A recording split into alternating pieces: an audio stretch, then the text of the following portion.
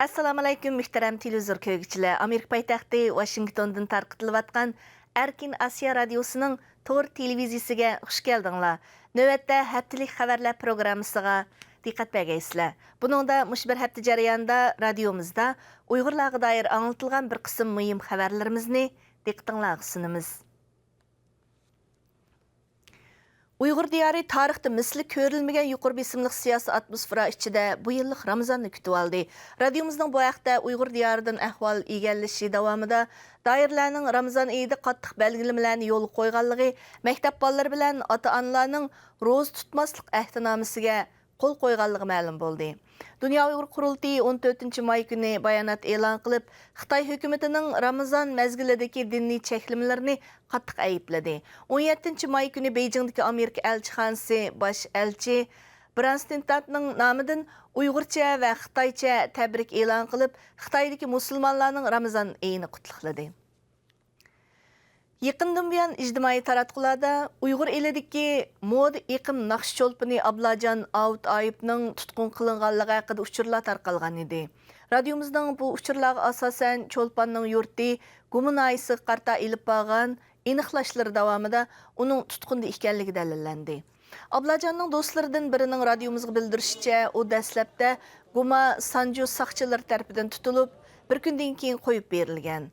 Bu yil 2 ayning 15 kuni Urumchidagi davlat amonlik saqchilari tarafidan qayta tutib ketilgan va shuningdan keyin izdergi bo'lmagan. Xitoy turmushdagi Uyg'ur ziyolisi Ilhom To'xti yaqinda Birlashgan Davlatlar Tashkiloti Fan Ma'rif va Madaniyat Tashkilotining 2018-yillik Madat Johnson mukofotiga nomzodlik ko'rsatilgan. UNESCO'nun bu mukofoti fikir qarashlarini zo'ravonsiz usul bilan ifodalab jazolangan bilim odamlari uchun tasdiqlangan ekan. Germaniyadagi Ilhom To'xti guruhining mas'ullaridan Anvarjon apandi bilan Amerikadagi Fuqarolar kuchi tashkilotining raisi Yang Janli apandi bu haqda fikr bayon qilib, Ilhom To'xtining Uyg'urlarning haq-huquqlari uchun to'lagan ig'ir badallarining dunyo jamoati tomonidan e'tirof qilinishi lozimligini ta'kidladi. 14 may kuni Amerika Olam qatnashi idorasining optika injeneri doktor Erkin Sidiq o'zi ishlayotgan tadqiqot guruhi tarafidan mukofotlangan. Mazkur rag'batlantirish mukofoti uning olam bo'shlig'ida yangi planetlarni kuzatadigan teleskop tadqiqotidagi alohida natijalarga berilgan. Bu munosabat bilan doktor Erkin Sidiq radiomiz ziyoratini qabul qilib, o'zining eng yaqinqi tadqiqot natijalarini tanishtirdi. O, bugungi vaziyatda Uyg'ur bilim egalarining o'z kasbidan boshqa yana vatan hamda millatning taqdiriga cho'qim ko'ngil bo'lishi lozimligini ta'kidladi. 15 may kuni Yevropa parlamentida Xitoyda kishilik huquqning dafsanda qilinishi degan temada muhokama yig'ini o'tkazilgan. Mazkur yig'inga Amerika Davlat Majlisiga qarashliq Tom Lantos kishilik huquq komiteti sin hujjatiga e'lingan maxsus bir bayonotni avatgan. 7 minutlik bu sin hujjatida mazkur komitetning raislaridan Randy Haltigrin va James McCaurin ikkilan Uyg'urlar navbatda duch kelayotgan siyosiy, iqtisodiy, madaniy va diniy sohalardagi ig'ir bostirishlarni sistemalik va tafsiliy tanishtirgan. Ular Yevropa parlamentini bundan keyingi kishilik huquq xizmatida Uyg'urlarni zo'r kuch bilan qo'llashga chaqirgan.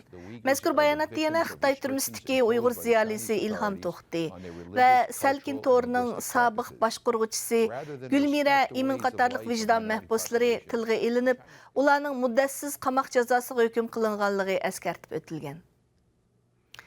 Egilishicha, Qog'liq noyasi yaqinda o'z tavalligidagi 7 va 8 tarbiyalash markazlarining yangidan selindigan bir yurish qurilishini o'ddiga berdiganligi haqida uqtirish chiqargan.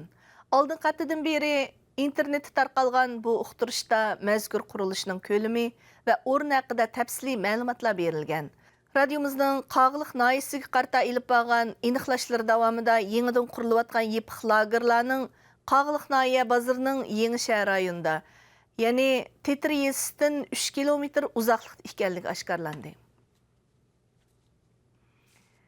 Hürmetli televizor ko'ruvchilar, Erkin Asiya radiosining haftalik muhim xabarlar sahifasini ko'rdinglar. Diqqat berganinglarga rahmat. Gulchehra tanishtirdi.